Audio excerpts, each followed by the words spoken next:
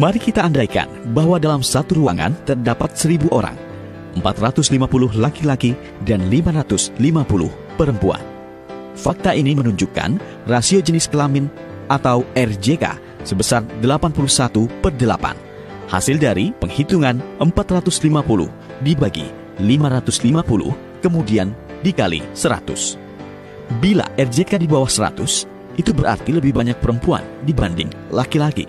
Sebaliknya, bila RJK di atas 100, lebih banyak laki-laki. Data RJK berguna bagi pembangunan berwawasan gender. Bila penduduk suatu daerah kebanyakan perempuan, pemerintah harus menyediakan fasilitas yang memadai dan mencukupi bagi mereka. Demikian pula sebaliknya. Bila data RJK dihitung berdasar kelompok umur, kita bisa menemukan pola perubahan penduduk, misalnya akibat migrasi atau perpindahan orang. Bisa jadi di satu daerah, kelompok perempuan usia produktif menurun akibat mereka berbondong-bondong bekerja sebagai TKW di luar negeri. Bisa juga para lelakilah yang pergi ke kota-kota besar untuk mencari penghidupan. Besarnya jumlah penduduk di suatu wilayah dipengaruhi 3 hal: angka kelahiran, angka kematian, serta migrasi. Sementara itu, laju pertumbuhan penduduk adalah rata-rata pertambahan atau pengurangan warga secara tahunan di antara 2 sensus penduduk. Dengan mengetahui laju pertumbuhan penduduk, kita bisa memprediksi jumlah warga di masa depan. Ini penting dalam merencanakan pembangunan sehingga sesuai dengan tantangan di masa mendatang. Jangan sampai kita membangun fasilitas berlebih di daerah yang jumlah penduduknya justru cenderung berkurang. Selain konsep rasio jenis kelamin, jumlah penduduk, dan laju pertumbuhan penduduk, ada pula konsep kepadatan penduduk.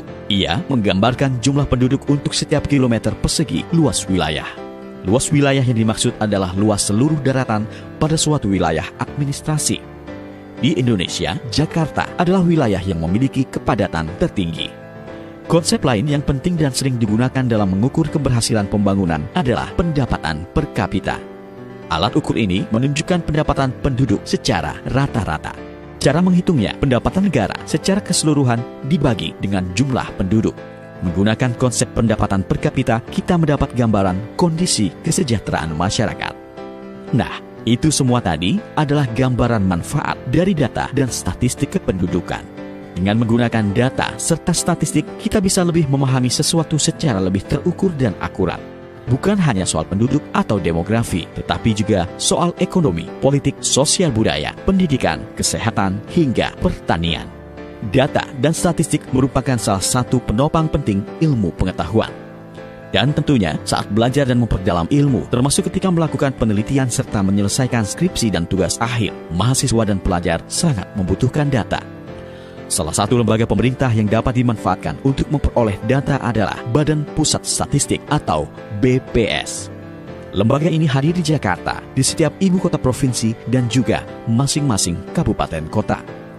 Bahkan, petugas lapangan BPS yang bertugas mengumpulkan berbagai macam data ada hingga tingkat kecamatan di seluruh pelosok Nusantara. Mengandalkan petugas yang sangat banyak dan tersebar luas, data yang dikumpulkan BPS menjadi sangat bisa diandalkan keakuratannya. Dan kabar baiknya, banyak data Badan Pusat Statistik tersedia secara gratis. Bisa dicari di situs www.bps.go.id. Contohnya adalah Berita Resmi Statistik atau BRS. Setiap bulan, BPS mengadakan konferensi pers dengan mengundang pihak media untuk mengumumkan data-data terbaru BPS dalam BRS. Jika ingin membaca langsung buku publikasi, datanglah ke perpustakaan yang berada di semua kantor BPS baik di pusat, provinsi, maupun kabupaten kota. Jika ingin membeli buku terbitan BPS, kunjungi ruang galeri buku yang berada di kantor pusat BPS di Jakarta.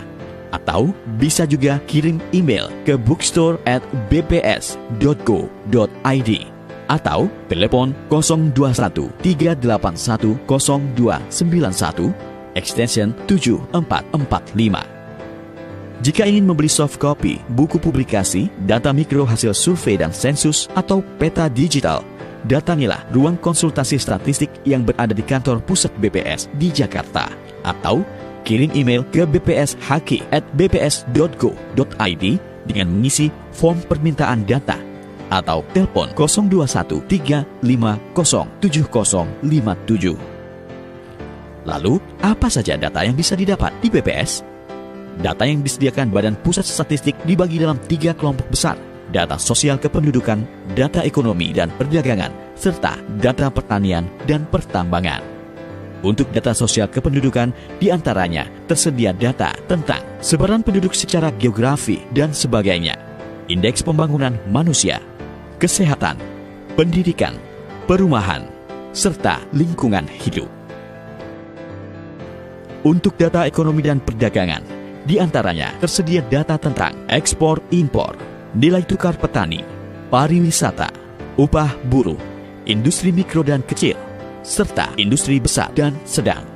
Terakhir, untuk data pertanian dan pertambangan, diantaranya tersedia data hortikultura, kehutanan, perikanan, perkebunan, pertambangan, peternakan, serta tanaman pangan. Untuk mengetahui lebih lanjut tentang layanan yang diberikan dan mengakses data-data Badan Pusat Statistik, kunjungi situs www.bps.go.id. Manfaatkan fasilitas ini guna memperdalam ilmu, memperluas pengetahuan, serta lebih mengenal Indonesia.